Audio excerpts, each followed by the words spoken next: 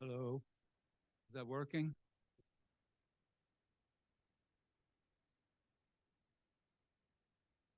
Is it working? Yes. Thank you, Irvan. Yeah, it's working, right? Yes. Hi, Bill. Is this the council all over again? I went this morning and you were both there. And Jakob, all three of you.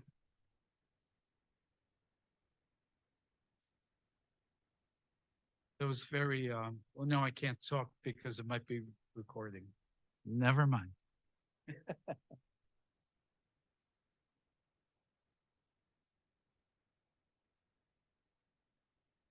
Port Jefferson is how far out on the island?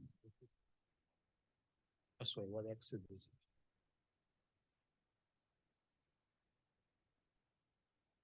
it? Up on Long Island, but I.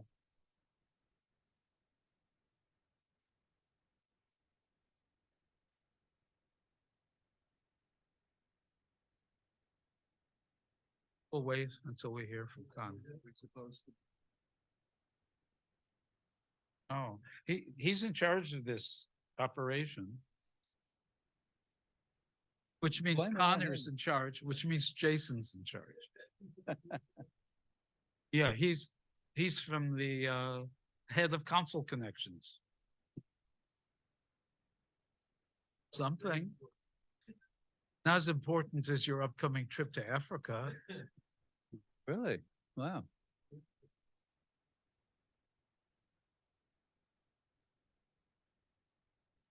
And you'll be hired as a council connection for the subway stop.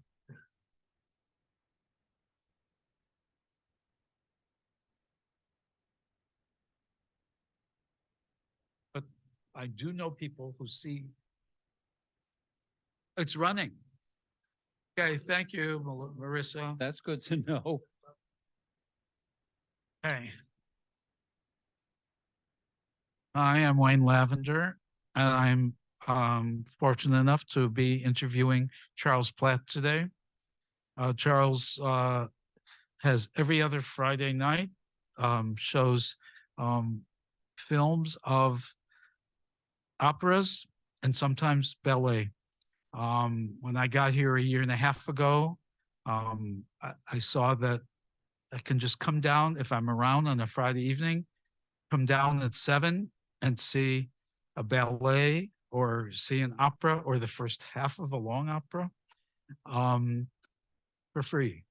Just come down a few flights, go back afterwards. It was one of the most obvious perks, and it's right across from the pool and next door to the gym. I mean, what more can you want?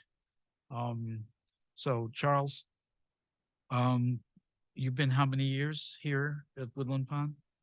Well, I came here in 2015, and it was in 2016 that I started showing the operas. It was initially once a month, but of course we closed down during COVID, and when we came back, was decided to do it twice a month. So I show something every second and fourth Friday at 7 o'clock here in the pack. Um, Mostly it's opera because I have a large collection of opera on DVDs. I don't have very many ballets, but people have requested that. So every once in a while we throw in a ballet. I'd like to do more if I had them.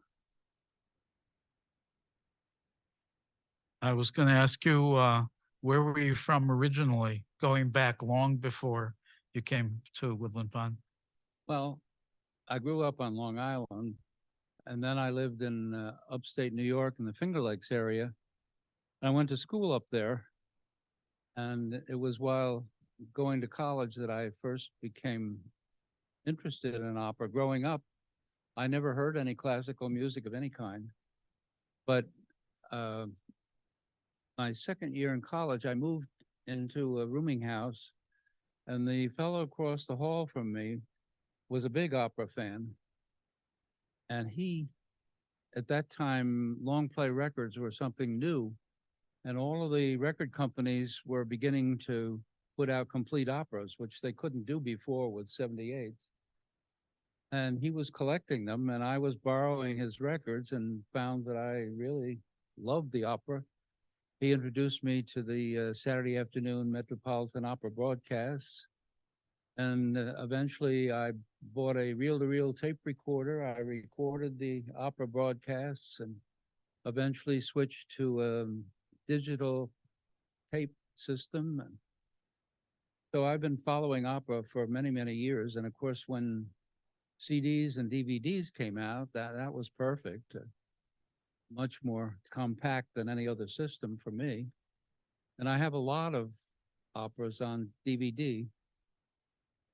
So when I first came here, I learned that someone had been showing operas, but was no longer around. In fact, the collection was left here. We have it on file, but most of what I've been showing has been from my own collection. And I try to find things that people, the sort of productions that people enjoy. Um, none of the extreme ones, which I read about, particularly in Europe, but um, some of these recordings I have are, I think, quite special. For instance, next month, I think I'm going to be showing Aida. Now, by the way, I very seldom repeat something that I've shown, but if I do, it's usually been 2 years or more since I last showed it. And I did show this one about 3 years ago. But Leontine Price, in her heyday, probably the greatest Verdi soprano around, and Aida was one of her main roles. I have a recording of her very last performance on stage in opera as Aida. Now you can imagine what she must have felt like going on stage knowing that. How old was Leontine Price? I really don't know what her age was at the time, but she had decided that to retire from staged opera. So, in fact, she's still living now. She's in her 90s, I believe. But as I say, this was her last performance, and it was a beauty. She was in perfect voice, never faltered. So that's something I'm going to be showing next month. I don't know what the other one will be yet. You often send to people on your mailing list a little précis, a little description of the upcoming opera and the performance, the person who wrote the or the persons who wrote the together wrote the opera, the music and the score and the lyrics. Yeah, That's helpful. I have an email list. Most of the people who come regularly are on the list. And if anyone else would like to be on it, just let me know. Email me or call me. And usually the Tuesday or Wednesday before the Friday I'm showing something, I send out an email with just a little information about what's coming up, which also acts as a reminder to put it on your calendar. I want to go back. You were from Long Island to upstate, the Finger Lakes, and then you went to Cornell. And Yeah. and then what happened then from the time you were introduced to opera to today? That's a long period. Well, as soon as I graduated, I moved to Manhattan, and I lived in Manhattan until I came here. We had, after we both retired, we had a what was originally a weekend house in the Poconos. And after we retired, we spent a lot of time there, but we kept the city apartment until I moved here. The apartment was, And the apartment was within walking distance of Lincoln Center, which was really great because I subscribed to the New York City Opera, the Metropolitan Opera, the American Ballet Theater, New York City Ballet, concerts, and had easy access. And of course, I went to a lot of theater too. I have a record of the theater performances I've seen, but unfortunately not of the opera. There was too many. I kept the programs, but I had to discard everything when I came here. So I did make a list of the theater things, but the opera was just too much. And you gave up the apartment close to Lincoln Center when you two moved up I here? moved here. Well, also, it was a fifth floor walk up, and I'm not walking up to the fifth floor too well these days. So even if I had kept it, I couldn't be using it. And you also have done teaching at lifelong learning program somewhere. Well, not here, but an equivalent program when we were in Pennsylvania. I had a class on opera each semester. They had them there, and people there, we watched a complete opera in each session. And then I talked about it a little before, and we all talked about it afterwards. And that I really enjoyed doing that, but I, when we left Pennsylvania, I gave that up.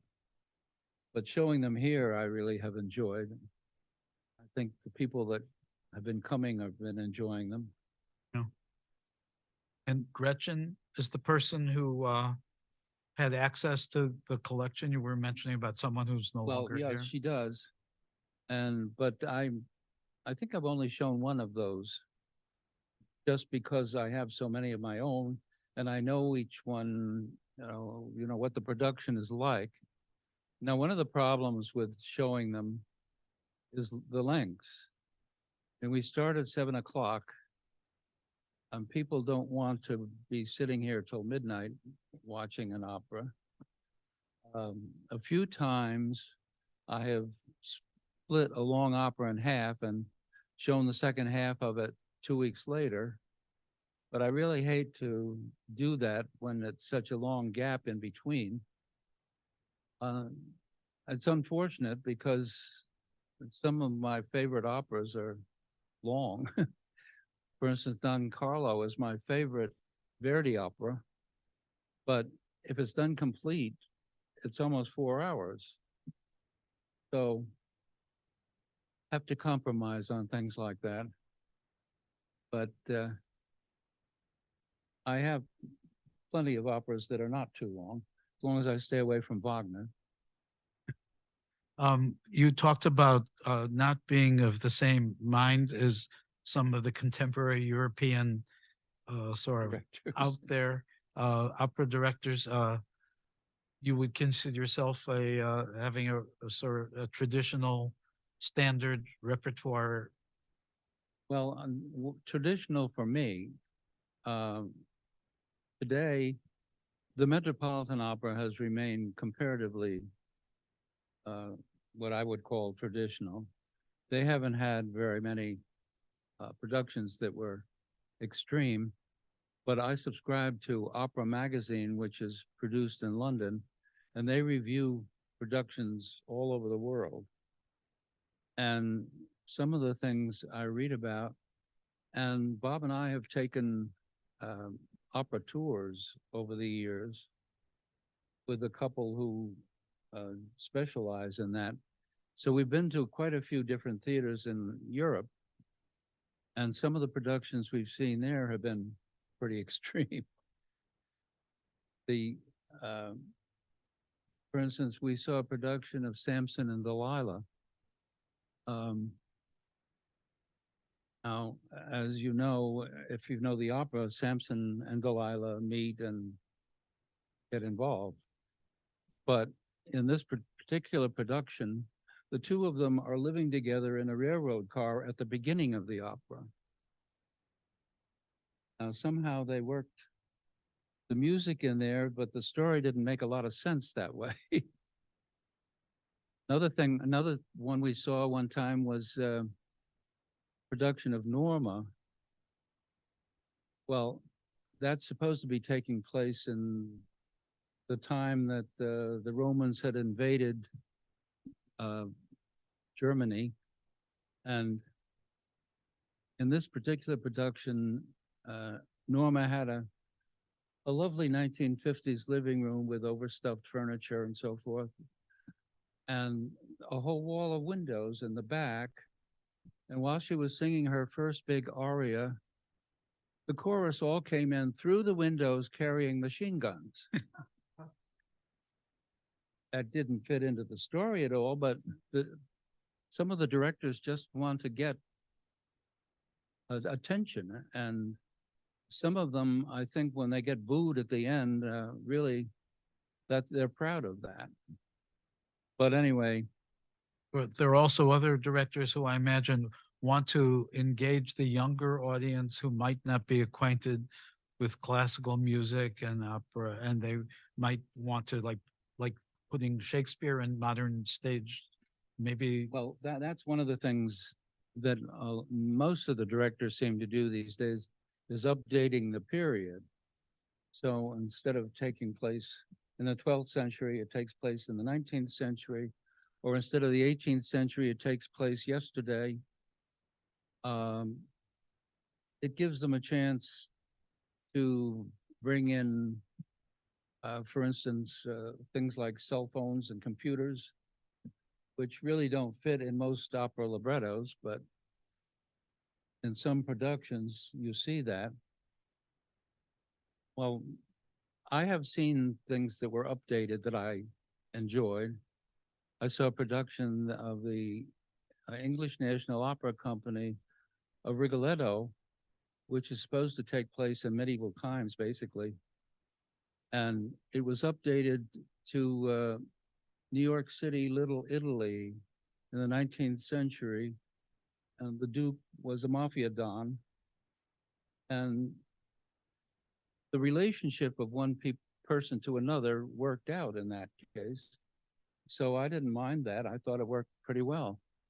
I didn't see the point of it, but it worked.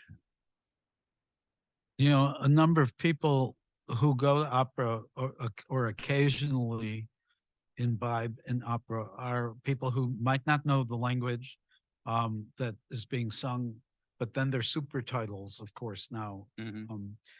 and might not know the story, um, but have an appreciation for the beauty of the music and the voices, because obviously this is, a rarefied um, medium. Exactly. And everything I show has subtitles on the screen, with the exception of Gilbert and Sullivan. We have a number of Gilbert and Sullivan fans here, and with one exception, something made in Hollywood, I have never seen a recording of anything Gilbert and Sullivan that had subtitles.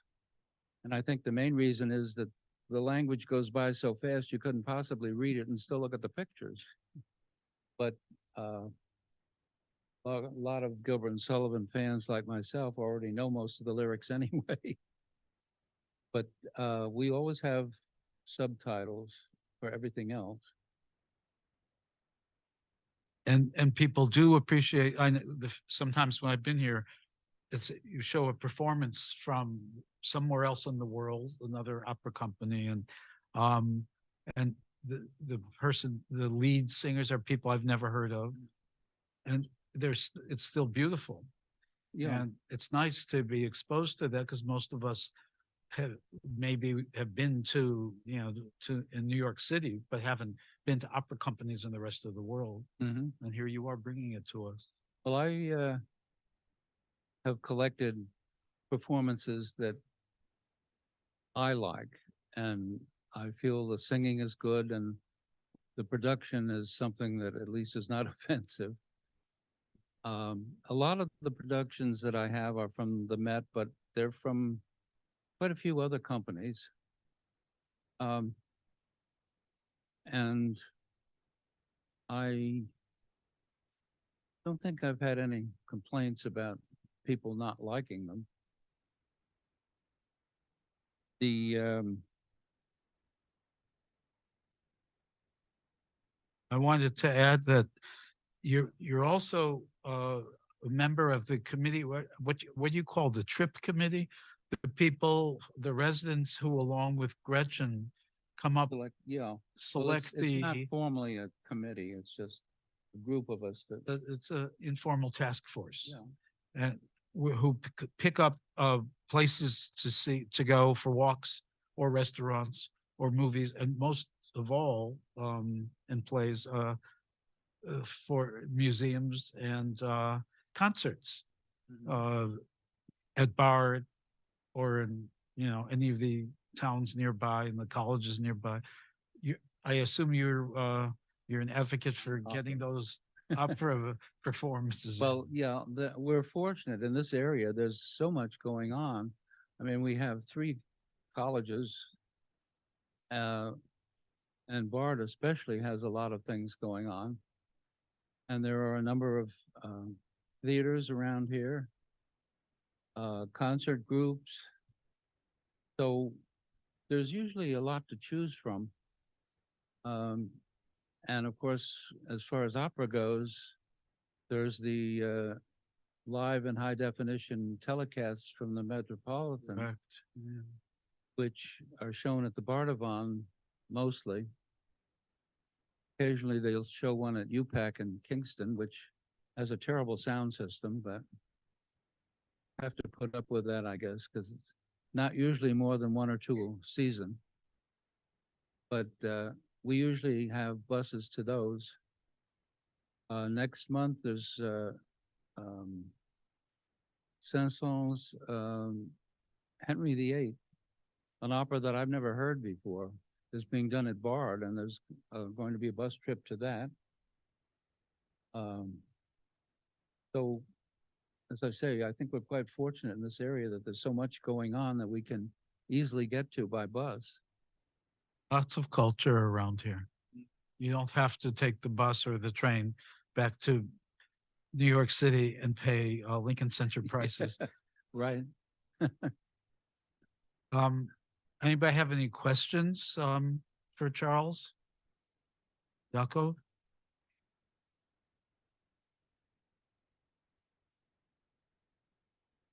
Very interesting, Charles. I'm not very much a opera fan because I find it that operas have a story, and I personally have trouble understanding what's been said, assuming that it's a language that I understand when it's sung. So for me, I mean, having the subtitles makes it, at least for me personally, more accessible.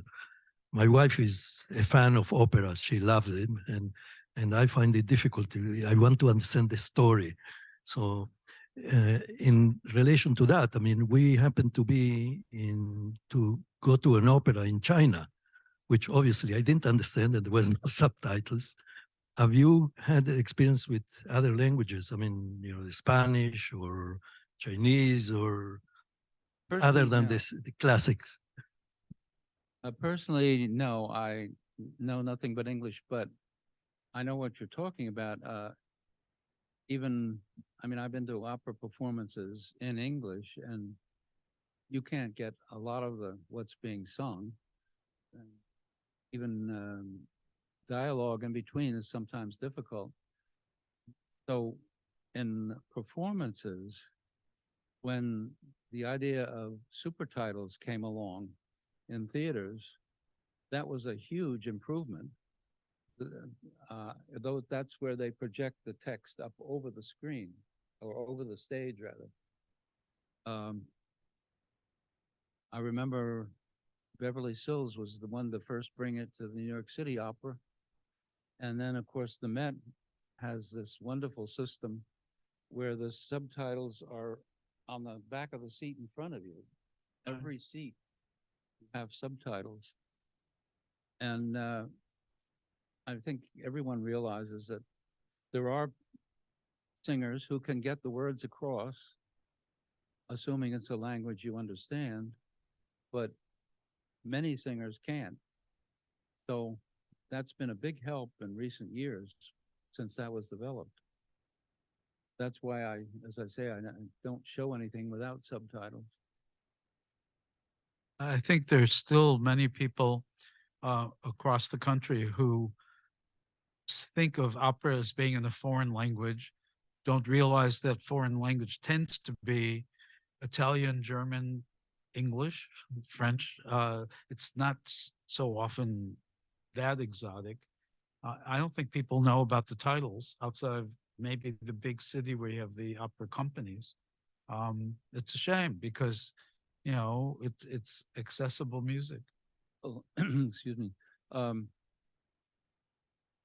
Channel 13, PBS, shows operas occasionally. Usually they're productions from the Metropolitan, and they always have subtitles. Of course, people are more used to subtitles on television. They may not realize that if they go to a live performance, they may have them, usually do these days. I went to a performance in Paris at the Bastille, their newer opera house, opposed to the gorgeous place downtown. Um, the Bastille is a barn, but they had subtitles in French and English, or super titles rather.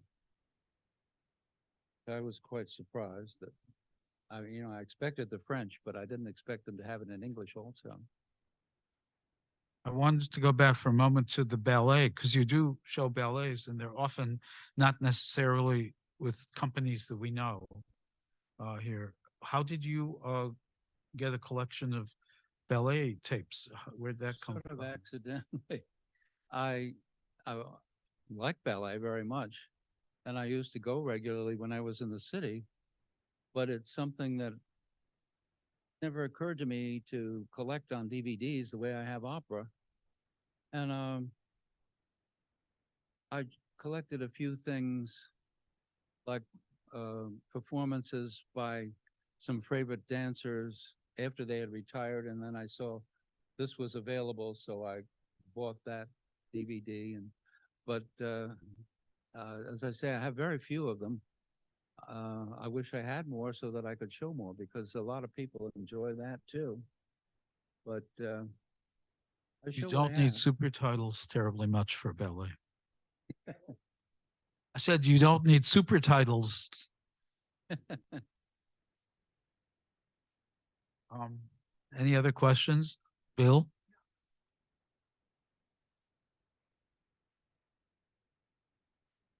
Couple comments on the super titles and then a question on the super a Taconic Opera over there in Northern Westchester. They've as long as I've been known of them 10, 15 years, they've been using super titles for their local productions. And then the super titles and subtitles changed my experience of the opera. I got interested in opera for the music. Like I love those Mozart operas. I just love the music. And the more that I understood about what was going on the stage, somehow it no longer had the same appeal. In fact, I was in Tibet. I came to one of your operas, what was it, Arabella, and I didn't know the plot at all. And I knew the drama and the super it was so real. I couldn't deal with this dysfunctional family, so I left before I knew what was going to happen. So for me, the super titles, the subtitles, mixed blessing. But the question I had, have you ever been involved with opera, either as a chorus member, a singer, or behind the scenes at all? No, not with Okay. opera. The only singing I ever did was in college. I was in a choir for 4 years, but never had anything directly to do with opera. But what I wanted to mention with the ones that I show, I always have a handout when you arrive, which gives the summary of the plot and the cast of the opera. And now, I think I mentioned this in one of my emails. If you want this information in advance, unless you happen to have a book about opera stories or something, you can go on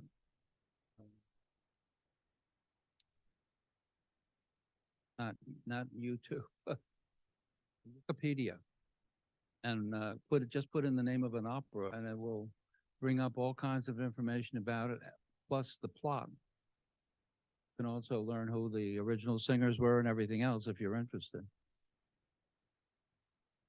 Yeah.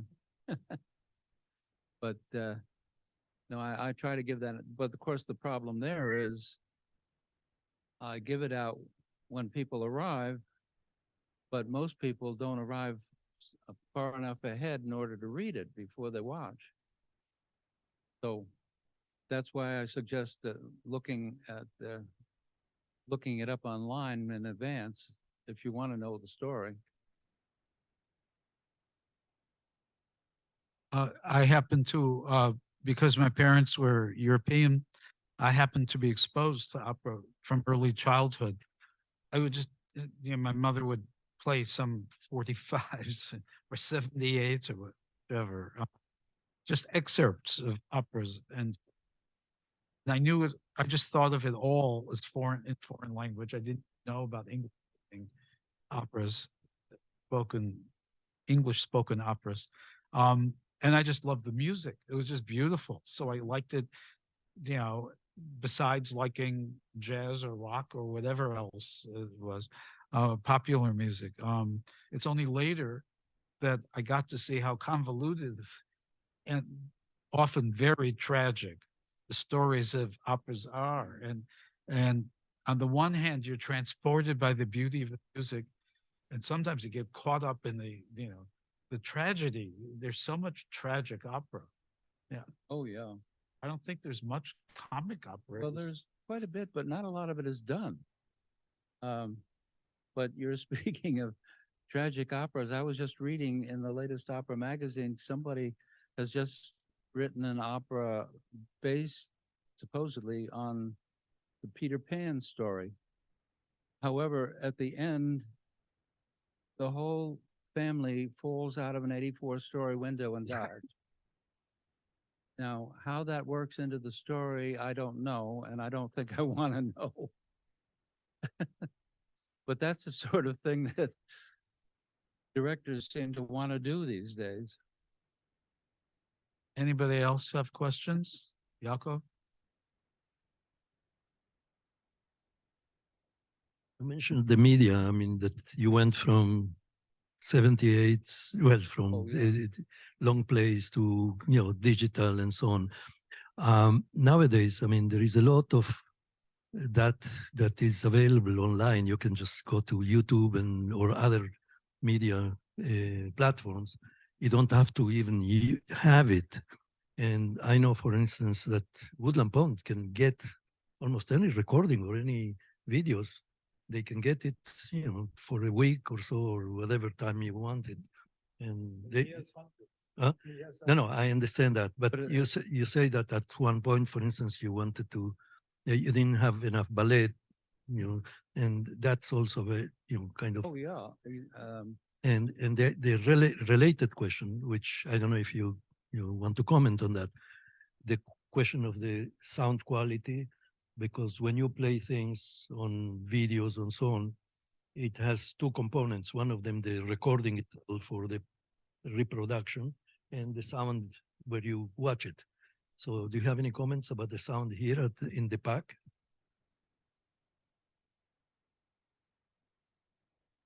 Meaning the sound quality here during the performances? Of the quality of my recordings played here, you mean?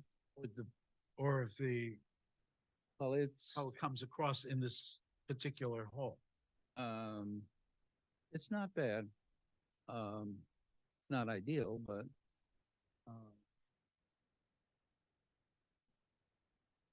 there is a lot of available on streaming. YouTube has an amazing amount of stuff, but a lot of the things that I've listened to there had pretty poor quality. And I know it wasn't my speakers because my speakers sound differently with other things. Now, back when we were all shut down for COVID, there were several websites streaming complete operas. In fact, the Metropolitan Opera was doing that. Every day they had a different opera. And those seemed to be quite good quality, the ones that I saw. I don't know how many of them are still doing it because I haven't looked them up. The Met isn't doing it, but I don't know about these others. Some of them were in Europe. But sound quality is something that I'm fortunately rather patient with that. But not to the extent that I want to listen to the opera in the UPAC. in Kingston. Well, if there's no other questions, I'll let you go on to your playwriting group. Okay. Thanks, everybody, for your time. Thank you for Charles. joining us. Yeah.